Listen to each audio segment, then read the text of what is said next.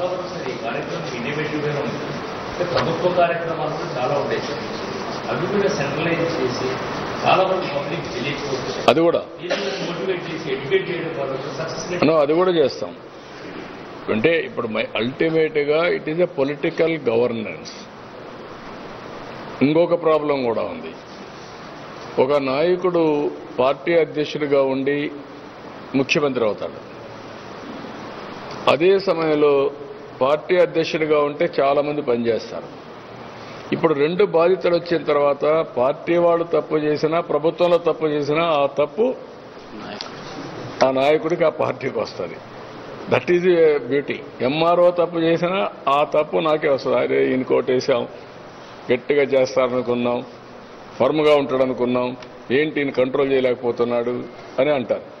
కార్యకర్త సరిగ్గా ప్రవర్తించలేకో చూసారా ఈ కార్యకర్తను కంట్రోల్ చేయలేదు, వదిలిపెట్టాడు ఊరి మీద అని మళ్ళీ అంటారు.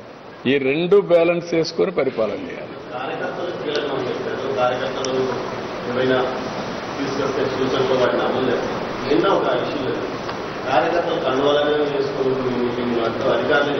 ఏని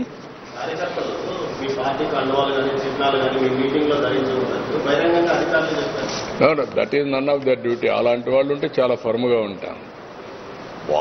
వాళ్ళొక తెలుగుదేశం పార్టీ కానీ వాళ్ళొక ఈరోజు తెలుగుదేశం పార్టీ అధికారంలో ఉన్నప్పుడు అధికారం చెప్తే అలాంటి అధికారులు డెఫినెట్గా ఫర్మ్గా ఉంటా చాలా సీరియస్గా ఉంటుంది. వాళ్ళు గుర్తుపెట్టుకోవాలి. It is a political governance అని పదే పదే చెప్తున్నాను నేను. ఈరోజు మీరందరూ ఉన్నారా?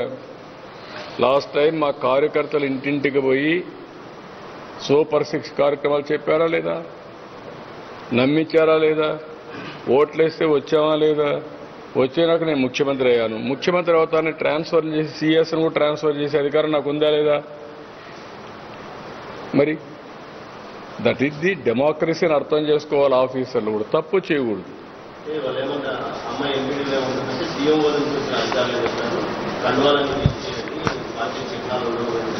అవన్నీ కూడా క్లియర్గా చెప్తున్నా, అవన్నీ కరెక్ట్ కాదు. వాళ్ళ పద్ధతులు బట్టి వాళ్ళు చేసుకుంటారు. కానీ ఓవరాల్గా పార్టీ వాళ్ళు ఉంటారు, ప్రజలు ఉంటారు, న్యూట్రల్స్ ఉంటారు, అవతల వాళ్ళు ఉంటారు. అందరికీ న్యాయం చేయడం ముఖ్యమంత్రిగా నా బాధ్యత. కానీ తెలుగుదేశాన్ని మర్చిపోతే మళ్ళా నేను ముఖ్యమంత్రిగా ఉండాలి కదా, ఓటు అడగాలి కదా పోయేసేళ్ళు.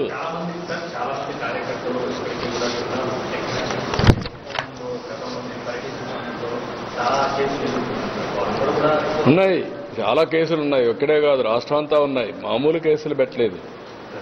ఇది అంటే ఒక అరాచక పాలనకి పరాకాష్ఠది. సరే నాకు జరిగిందని కాదు నేను చెప్పడం. ప్రతి ఒక్కడి పైన 20 కేసులు, 30 కేసులు, 40 కేసులు పెట్టేయడం, చీటికి మట్టు కేసులు పెట్టడం.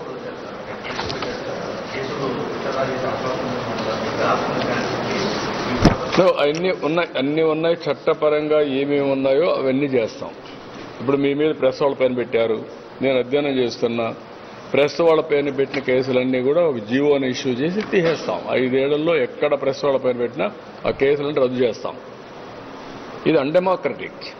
Even there are supreme court decisions also.